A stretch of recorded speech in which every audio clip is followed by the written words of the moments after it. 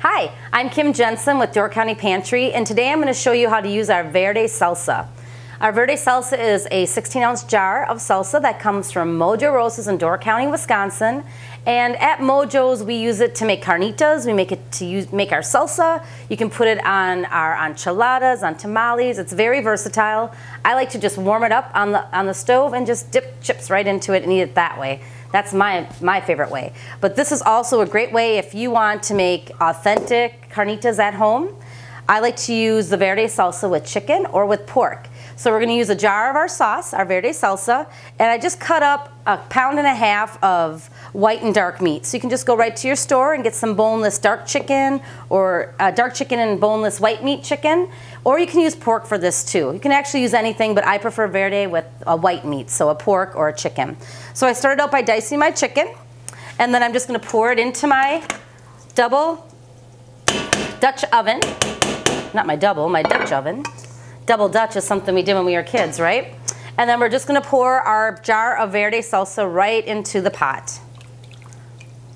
This is going to go in the oven at a slow temperature of 250. You could do this before you go off to work. You could also put this in a crock pot.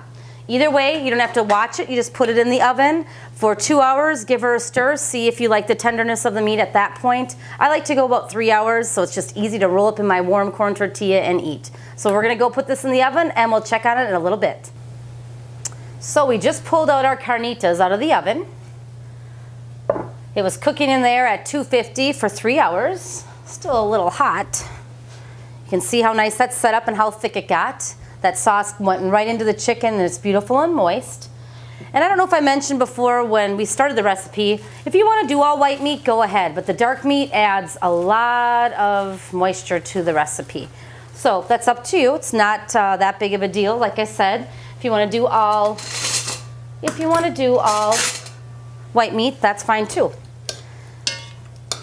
Here at Mojo's, we'll just add the carnitas right to the tortilla, and we would serve it along with a little bit of cheese, cilantro, pico de gallo, and homemade guacamole. Again though, if you're having a get-together for the Packer game or a football game, sorry, you must know Door County is in Wisconsin. I am a Packer fan.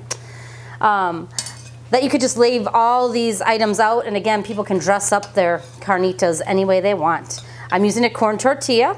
You could also offer corn or flour, but again, with the gluten-free allergies happening, Mexican is a great way to feed your family and your friends that have the allergy issue. So we have our carnitas right here. This is chicken carnitas. Try this with pork. Try it with beef. If you don't want to do it family style, just go ahead and dress up each taco with a little bit of toppings. And you can serve them this way as well. Enjoy fresh, flavorful food from Mojo's.